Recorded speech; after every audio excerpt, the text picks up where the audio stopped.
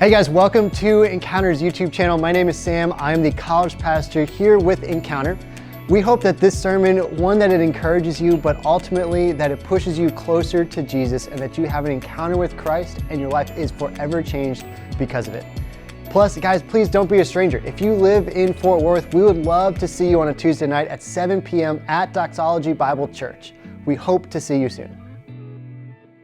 I'm just so pumped right now. Come on, let me go. Well, I was hoping for a little more pump than that, but it's okay. A little aggressive, but that's okay. I appreciate the enthusiasm. Well, guys, my name's Sam. I'm the college pastor here at Encounter. It is great to be with you guys, and I recognize that most of you, or a lot of you that are sitting here, you have no idea who I am, and I look out, and there's a lot of people I have no idea who you are. So I'm going to kind of start out by making an agreement with you. I'm going to do as best I can to keep to this, but I am not going to ask you 3 questions. Because 8 years ago, when I was a freshman at TCU, I still remember being asked these questions over and over and over again. Man, I was losing my mind with those questions. I hated them. So if you're a freshman, you probably know what these are. Or if you have been a freshman, you probably still know and remember what they are. But they're these questions. What are you studying in school? Where are you from? And why you chose TCU? I mean, we remember some of these, right? These are familiar. You got to ask these all the time. I got to ask these all the time. Man, I hated those questions. After a while, I was like, I don't even care where you're from. I'm going to forget as soon as we walk away anyway. I don't care where you're studying. You hardly care what you're studying. And I don't want to tell you what I'm studying because you don't care about that either. And you don't really care where I'm from. So I was like, at that point, I was like, I'm refusing to ask another student what they are studying, where they are from, or why they chose TCU ever again. So that's my commitment to you. But you need to understand a little bit about myself. And so instead of giving kind of like that basic biographical information, I'm going to give you guys some pictures. So I'm going to give you 3 pictures tonight, some cute pictures of my family and an embarrassing one of me. So we'll throw the first one up there. Yeah, that's pretty cute, right? Man, I love that one. Could we just sit and just marvel for a little bit? I'm okay with that. So that's my wife. That's Helen. She's incredible. If you meet her, she's here tonight. She's actually in the back. And if you would like to talk to her, you're not going to regret that. So then that's little Charlotte. Now, here's the thing about Charlotte in that picture. That picture is deceiving. Because that looks like Charlotte's got some really big problems going on. She's got some mad RBF, and unfortunately that happens. That is just what she's going to have to work through. But to give Charlotte some credit, we've got this next one. Boom. So cutest baby of all time. And honestly, if you disagree, I don't really care. Because I'm the one that can say whatever I want up here, and I think she's the cutest baby ever. So that's what she is. Now this next picture, before you throw it up, don't throw it up yet. You guys need to be prepared for this one. Okay? Now this picture, never before seen in a public space. I can count on one hand the amount of people that have seen this picture. And I want to give you a little disclaimer, okay? So if you're sitting next to someone that is a friend, sitting next to someone that might be a friend, or you're sitting next to someone and you're kind of hoping a little extra happens there, something a little beyond friend zone happens, if that's where you are right now, you just need to be ready for this. I'm giving you the fair warning right now to go ahead and leave. Because the person sitting next to you will instantly be less cool and less attractive as soon as you see this picture. No, hold on, don't do it. Hands up, there we go. No one? I want to give you a fair shot. Okay, let's do it. What do we got? It's good stuff, man. That is good stuff. You're probably looking at this picture and you're thinking, I know you're thinking, I'm thinking the same thing. You're like, Sam, what happened? I don't know. I have no idea. Yeah, that happens. There's a movement started to bring that back. There's just something that happens when you become adult that becomes not okay anymore. It's just like, ugh. And so it's just like one of those things like, Sam, I did not understand that you could be that cool. I don't understand either. It just went downhill real fast all of a sudden. When I graduated high school, it's not good. Now, I'm going to tell you a story, though, and I want you to keep this picture in mind, okay? Because I'm going to tell you the story, and you're like, Sam, I don't believe that story actually happened. Because knowing how cool you were, it's not possible. I get that. I understand. I don't understand how it's possible either. So just keep that in mind. We can go ahead and take it off now. We're good with that. Before anyone can take a picture of that, throw that thing off. Thank you. Goodness. Okay, so in high school, though, that was me in high school. That's the thing about me in high school. I had a thing for the ladies in high school. Now, hear me. Okay, it's funny, right? Okay, it's okay. Some of you are laughing because you're like, please, come on, that guy. Now, that guy, so I had a thing for ladies in high school, but I had a thing for ladies. Ladies did not have a thing for me, okay? So that's an important distinction But I thought that the ladies had a thing for me because I was a 16-year-old boy. Like every guy that's 16-year-old thinks that the ladies have a thing for him. You didn't? He didn't. Okay. That's okay. You'll get there. So I thought the ladies had a thing. I loved it, man. I fed off of the attention of girls, as most guys did in high school. Not only that, but man, I was that straight A student, right? I was getting the grades. I was doing the good stuff. Some of you are like, man, Sam, you're flexing real hard. You're really showing off right now. It's okay. It'll make sense why I'm setting it up this way. And at the same time, I craved the attention of other people. I loved it. It was just like honey to my soul. That when someone said, man, Sam, you're going to be really successful, I loved that. It was incredible to me. It was like a drug. I couldn't have enough. But then here's the thing that happened. I got to college, walked on that campus, and now I went from being the one that I had a really solid group of friends, and they loved me. I was the funny, fun guy. And now I walk on a campus, and I'm alone. I'm not the funny, fun guy anymore. Now I'm the boring one. And man, I walk on a campus. I was gonna take the pre-med world by storm. Dude, I was going to crush it. I was like, they're not even going to know what to do with me. I'm doing so good at this. Like, that's the level I was going to attack this thing. Man, and then bio freshman year, chem freshman year became the bane of my existence, dude. That thing wrecked me. And now I am going from the successful one that's going to crush school and be incredibly successful and do something really big with my life. I go from that guy to being the guy that's failing and just trying to keep my head above water. That became me. And it was hard because all these things who I thought were me, they wasn't true for me anymore. All these labels that I had of the fun guy, the funny guy, the smart guy, the successful one, it seemed like those kept getting peeled off and thrown out. Guys, I don't know where you are. In fact, like I said, I don't know half of you, so I have no idea where you are today. But I'd imagine you fall into two camps if you're sitting here. You either fall on one side, man, in TCU, college, TCC, it's been a dream. Everything you could have ever expected, wildest dreams are happening. But they just happened, man, you got that sorority that you wanted. The dream sorority, you're in.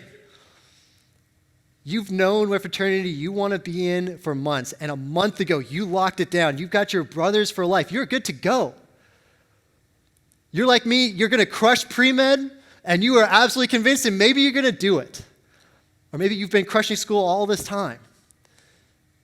You might be there.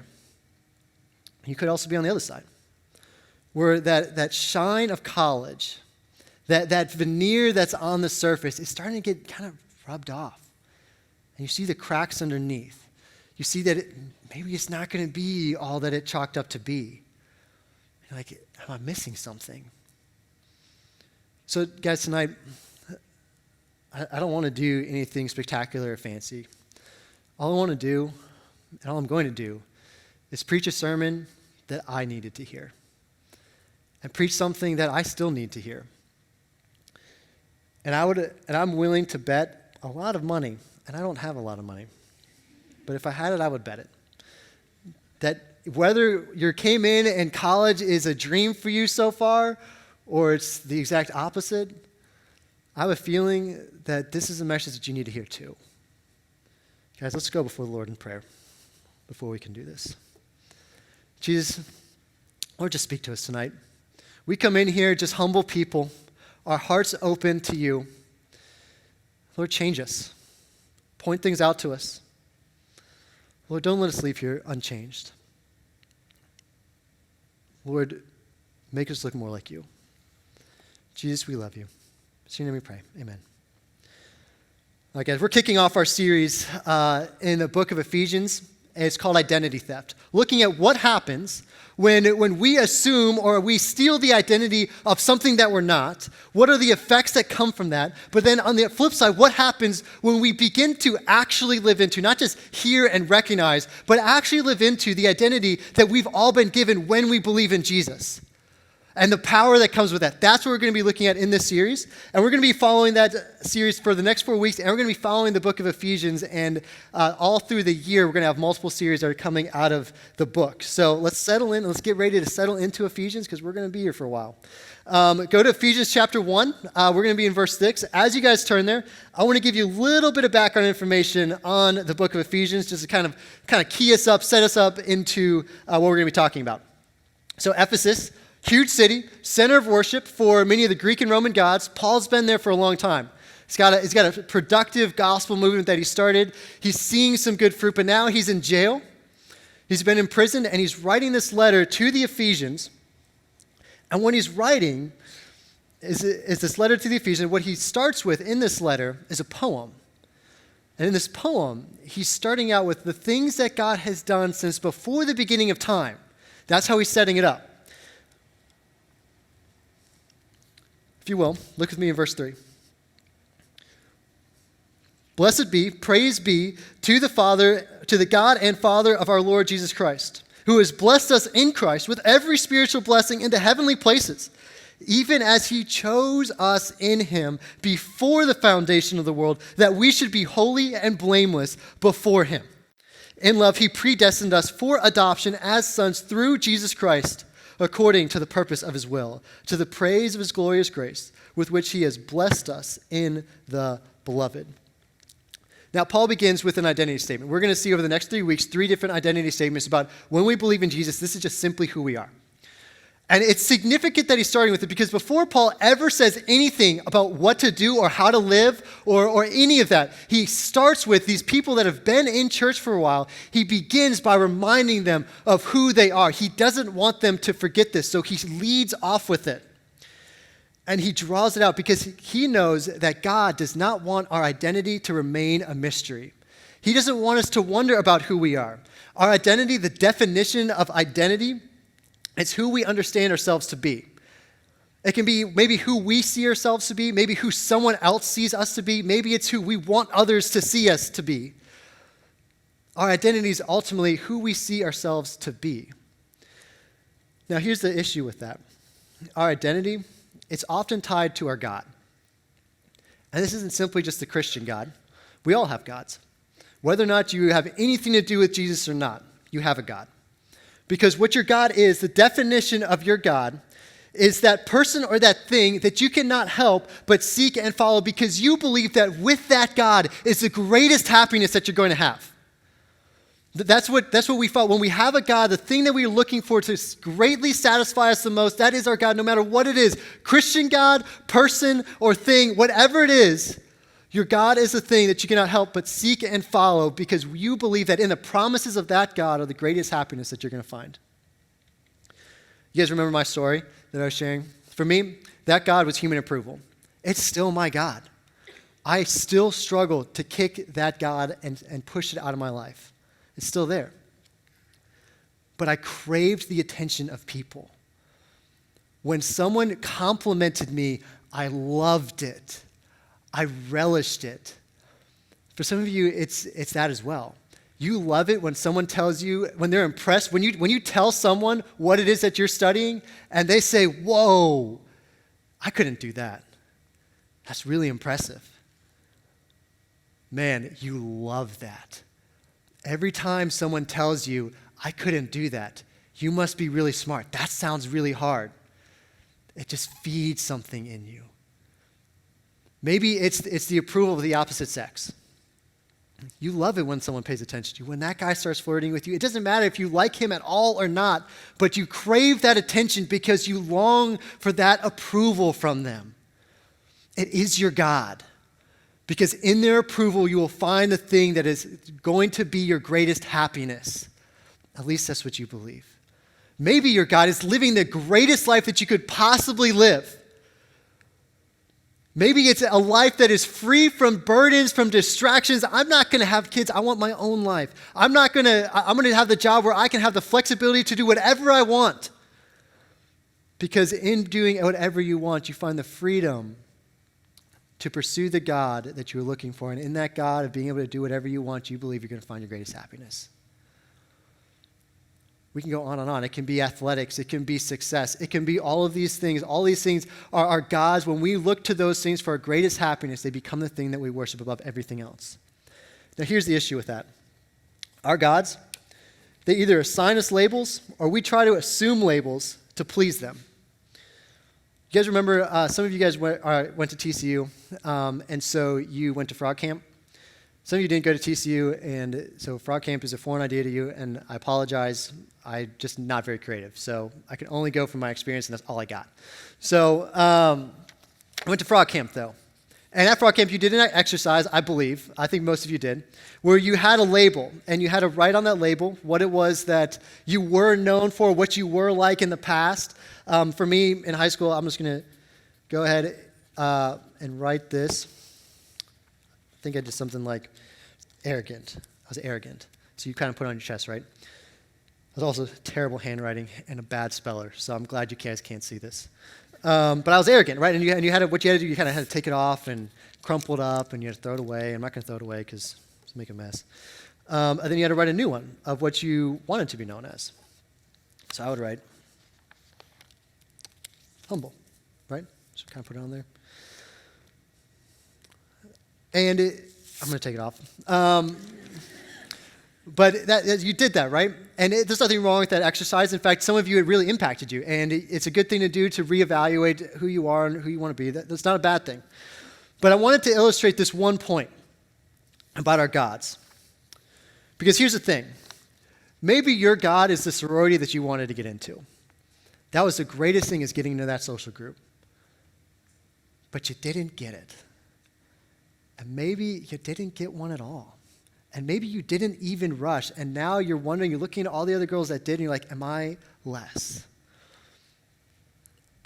The problem is that was your God. And now that God has told you, ugly, and assigned you that label, and now you live into that because that is what your God told you. Now, maybe it's not that. Maybe it's I want to be known as the fun one. I want to be the funny one. I want to be the one that everyone wants to spend time with. And now you roll onto campus and you realize, man, you're not the coolest thing around. And people don't really want to spend that much time with you. They're not pursuing you to seek you out. And now what your God is telling you, you're boring. Your God told you that. And so that's what you are. Maybe your God is grades. Your God is school is success. It's the greatest thing you could ever have. But you know what? Maybe your academic career hasn't exactly turned out the way that you wanted it to. So what your God told you, now you're dumb. Maybe you're used to being like the guy, the successful one, the guy, the girl, the one that everyone's like, you should be like that person. They're going to do big things. You were the leader, the most important one, and then now you get here and you're among all these other people that are exactly like you, that are the same amount of a leader as you are. And what are you now? Your God says, you're average. You're just average. That's what your God has told you, and so that's what you live into. Now, maybe it's not that, right? Maybe it's not that. Maybe you're like, this year, man, new year, new me, baby. I'm going to take this thing by storm. I got this. It's the time for TCU, for TCC to recognize what they've been missing the whole time. I'm here. And you know what? I'm going to make sure everybody knows that. So I'm going to write a name tag for myself. Side note, if you ever want to be the coolest person around, don't write a name tag for yourself because they will not like you. That's weird. But let's just pretend. You're like, I'm that guy now. I'm speaking from a guy. Maybe you might be a girl. There's a lot of girls here. If you're a girl, like, we're just assume it can be for you too. I'm a guy, so I'm the guy showing up, right? And now this year, it changes. Man, it's senior year. It's time for me to kick it in. This year, I'm cool. Cool, right? Real cool. And you're like, you know what? I'm going to make sure everybody knows this. I'm going to roll up to that party. I don't really care what I have to do, but I'm going to make sure everyone knows that guy is cool. Maybe you've done this already. Maybe you've compromised on the value that you have, that you said, I'm not going to do that. The you in high school would have never dreamed of doing that because it's just like, that's just not me. But now, your God is to be accepted, and to be accepted, you need to be cool. And so you're going to do whatever you need to be cool. So you're going to wear this label, and you're going to do whatever it takes so that everybody says, that guy's cool. you're like, I am. Look. I wrote it down. It can be anything, but we assume a label, or we have a label put upon us of the thing that we love the most. The problem with this is that these false identities, they make us fearful and they make us fragile. They make us fearful because we are always constantly afraid of losing that thing that we hold so dear.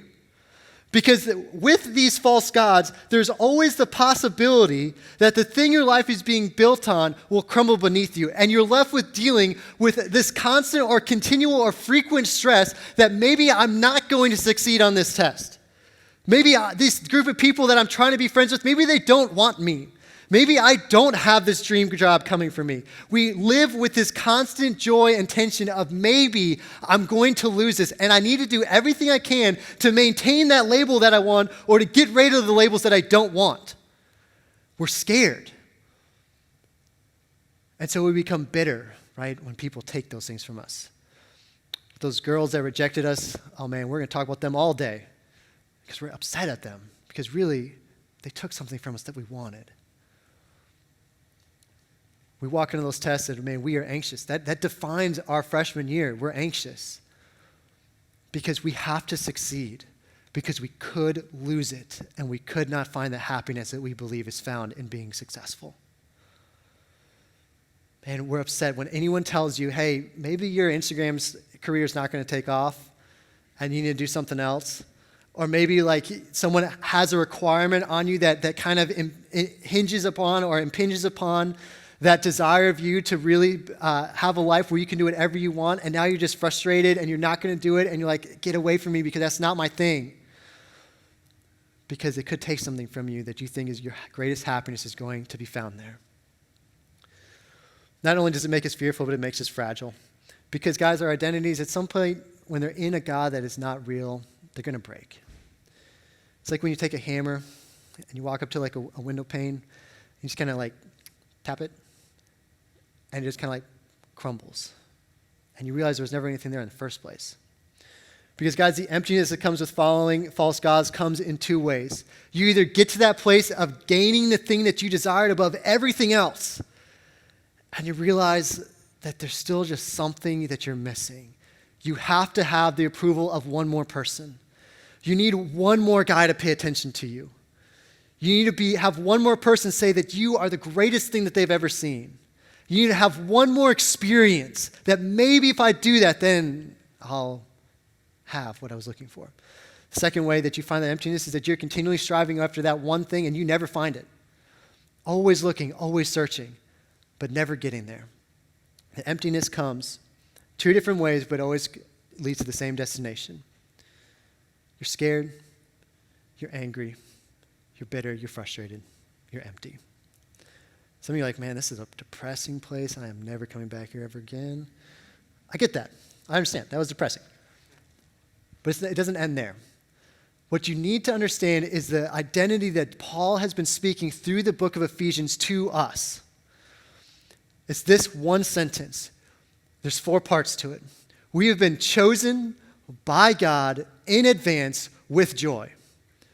We've been chosen by God in advance with joy. That is the identity that Paul is telling us in Ephesians, and that is the identity that God wants us to live into. Not simply know and recognize, but become to the very core of who we are. To know that I am chosen by God in advance with joy. First, let's kind of unpack the idea of being chosen. Roman culture, this Ephesians obviously wasn't written to us. It was written to the church of Ephesus, and we simply take principles from it. Now, it was written to the Roman church, and it was written to a Roman culture. And in this culture, the idea of adoption was different. If a baby was born, they would take that baby when it was born, and they'd put it at the father's feet. And he would decide in that moment to either pick that baby up, and he would claim it, or he would leave it there and walk away from it, saying, I don't want it. And that baby wouldn't be killed, but it'd be left up to the fates of the gods. It just be kind of put out someplace to the elements. And the lucky babies, guys, the lucky ones, were the ones that were picked up for slavery or for prostitution. Lucky. Now, that's the culture that Paul's writing to. It's an abandonment culture. He's writing to the Ephesians before he ever tells them anything about what to do, and he tells them exactly who they are in this culture that accepts and is willingly entering into abandonment. He's writing to them, and he's telling them that those of you who have come to know Jesus, you need to know that your defining moment, your identity, is not in who threw you out, but it's in who took you in. Your identity is not in who threw you out, but it's in who took you in. Your identity is not in what that sorority, that fraternity says about you, that rejected you. It's not about that. It's not found in the way that you succeeded in your grades or you failed. That's not where it's from. It's not about that. It's not found in whether or not your parents like what you're doing. It is not found in that, and whether or not they think you're doing a good job and they accept you. It is not in that. It's not in whether or not you have friends in your dorm room or not. It is not in that. It's not in the one that rejected you, but it's in the one that took you in. That's where identity is found. The good news is that your identity, the one that took you in, is God. The second part of our sentence for today. You were chosen by God. Now, the thing about being chosen by God is that the impact of being chosen, guys, it's deeply impacted by the one and the magnitude of the one that chose you, the one or the thing that chose you. I want you to think about it like this. Let's imagine playing football. I play football every Friday. I'm pretty mediocre, just 100% mediocre, sometimes bad. I kind of go waffle between those two. That's just where I am. Now, we're playing, and Aaron Rodgers shows up. Any Packers fans in here? I love you, and I love that. That's awesome. You, no. You, yes. I love it. Huge Packers fan. I'm glad I've got some company here. That's good. All right, so Aaron Rodgers shows up, Hall of Fame quarterback, right? NFL, professional football. This guy's the guy. So he shows up at football one day, right? And he looks at me and says, Sam, I see something in you. We know it's a complete lie, right? He's not going to see anything there. But he shows up. He's like, I see that. You got it. You've got something special. I want you to come, and I want you to spend some time with me. I'm like, heck yeah, let's go. Now, next week rolls around, right? Show up same day. What's your name? Haley? So Haley's there, right? Haley's playing football. I don't know if you play football or not, but maybe not. And she's picking teams, right? Haley, we don't know each other, right?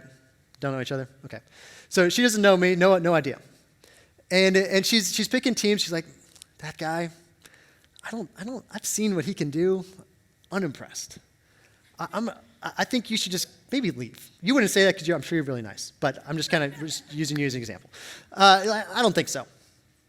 And so, in that moment, I'm not like, man, that wrecked me. I'm like, are you kidding me? Aaron Rodgers just said that he saw something special, and then now you're saying that you don't even know me. And you're saying that you're not enough. You're not what I'm looking for. You don't have anything there. Right? It would be stupid for me to say what Haley said to me of like, I don't think that you're the one to play on my pickup football team. It would be stupid for that to wreck me, knowing that Aaron Rodgers has just said, you're the guy. It wouldn't make any sense. Because of the magnitude of the one, the authority of the one that has chosen me vastly outweighs the one that has rejected me. And that's the significance of the fact that God has chosen us.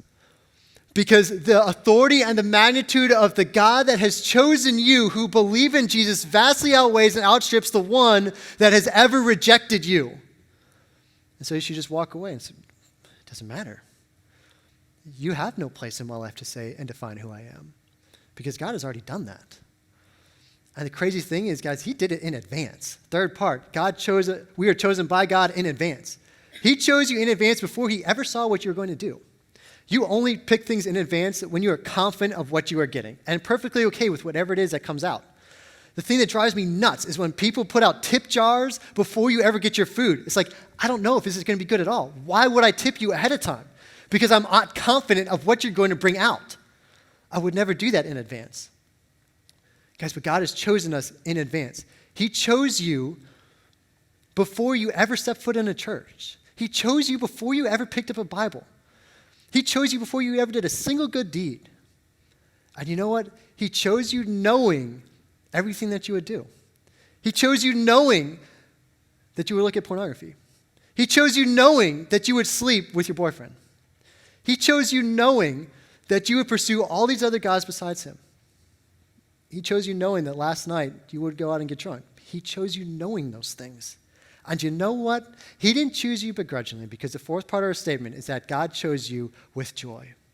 He delighted to choose you. He loved it the whole time he was choosing you. Before you ever had a chance to do anything, knowing full well all the times that you would mess up and all the times you would succeed, he said, I want to choose that person, and I love it the whole time. Guys, God delights in you. It's not simply just a he's got to do it because he's God type thing, or he's got to love you because he's your parent, that type of thing. It's not that. He's like, I love you because I love to love you. And it doesn't matter what anybody else says about you. I love you and I choose you. It should change everything. Now, guys, many of us have heard this idea before. We've been in church for a while. It's not an old idea. And here's the problem, though. Few of us live like this idea is true. We may know it. We've heard it. But do we live it? Because the reality is, those of you that are sitting here that are Christians, that know who God is, the reality is that you're probably walking into that test with the same fear and stress that the person who doesn't know Jesus is walking into that test. Man, we wouldn't just walk into a test and pursue excellence there. But if you're walking in with the same fears and emotions that someone who doesn't know who Jesus is walking into that test with, I think there's something off there. If you have that same desire to be successful and you will do everything it takes to get there, and your entire life will be oriented around it, when anyone tries to take it from you, you're like, that just makes me incredibly angry when someone would take that from me, or incredibly scared that that's going to be taken from me. That emotion is the same thing that someone who doesn't know who Jesus has. Because in that moment, your God is the same God as theirs. This God that Paul is talking about, while you may fully believe in him and you may be in heaven one day, I'm not saying anything about that, may not actually be the God that you're really following and living into. Because your God is the same as everybody else. Now, I'm not saying that you're a bad person if you still struggle with it, because I do. I still struggle with that same God that I was struggling to get past all those years ago, 8 years ago. Man, guys, I went to counseling a year and a half ago with the hope of continuing to work through this. It's a long process. But I want to give you guys some steps today to help you work through this if this is something that you desire to pursue. Guys, the band's going to be coming up in a moment, and they're going to begin to lead us back into a time of worship. And these things I'm about to say, I want you to begin thinking about them as you're worshiping and as I say them, of maybe this is the step that I should be taking. First step that I want you to take is that you need to recognize that to be free from that same fear and anxiety that you have, in order to be free from that, you need to first understand that it's going to take you embracing God as the greatest thing in your life. Easy to say, hard to do. And you're going to take forever mastering that, but you need to really come to grips with the fact that there are things that you will want to do that you won't be able to do. Because this is what you need to do in order to fully embrace what God has called you to do. In order to fully live into this identity, it will require that you give things up that you desperately want to keep. So you first need to check your heart of, is this something I really want to do? If you're like, yeah, I'm in, great. Second step, pay attention to your negative emotions. Negative emotions have a way of pointing out where those false gods are. Because there's this thing about these negative emotions: stress, fear, worry, anxiety, anger, bitterness, frustration. We only feel those things, or we often feel those things, when they're connected to something that we hold dearly. And so we want to, when we begin to experience those things, keep track of those, because oftentimes you'll notice a pattern. This is how I first noticed what my God was this pattern that I kept seeing around moments where there's like this high pressure situation. And was I going to succeed or was it not? And how are people going to see me when I succeed or when I fail? And it was by first recognizing those emotions and the pattern there that it led me to recognize what that God was. And so begin keeping track of your negative emotions. Second, recognize those lies and then replace them. Look out, or write those lies out that you find. And on your chairs, what I did, actually Helen created this, so I'm not going to take credit for this. You're going to find a card that looks like this. And you need to replace those lies. Replace them. And what you're going to find is there's some common things that we can have as gods that we oftentimes will replace with our true identity. We'll oftentimes replace our true identity with these gods. And what you have is some verses. If it's like, man, that's me. I struggle with my appearance. That's the biggest God that I follow, that I hold to. There's a verse there. Learn to slowly replace that lie that you believe with that verse. Let that verse be the greatest narrative in your life besides what other people are saying about you or you think they're saying about you. After that, find some people that will speak life into your life. Find people that will speak life into your life. These are not just friends. These are people who are willing to risk their relationship with you in order to tell you what you need to hear. Not in a mean way, but in a way that is going to help you on this journey. Someone who's going to hear the struggles that you have and say, I get that. I'm with you. We can walk through that together. And I'm not going to let you slide away. But I'm going to make sure that you continue living into this. Find someone or a group of people who will speak life into your life. Because, guys, I want you to imagine this. This is the last image I want to leave you with. I want you to imagine.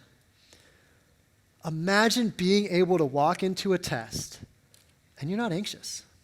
The days leading up are peaceful. Not because you're not striving for excellence. That's not a bad thing to strive for. In fact, I think you should strive to be excellent. But that you can walk out of there at peace, that no matter what happens, it's okay. Because my identity is not there. You can walk up to a group of people. Imagine this. If you walk up to a group of people you've never met before, and you're not anxious about what they're going to think about you. You're not anxious about whether they're going to accept you or reject you. You're not nervous. And if they reject you, okay. But you're not nervous about it. You're not anxious. Because that's not your God. And that's not, what they say about you is not what matters most. They're not the things that are going to determine who you are. Imagine that. Imagine being fully, joyfully accepting and loving who you are. Some of you for the first time. I hated myself for a long time. I still struggle to really like who I am. And it's all because these other gods, these other things that are allowed to speak into my life are telling me this is how you should see yourself. Imagine being free from that for the first time. Imagine what would be if you were to live like this identity is really who you are. Imagine that.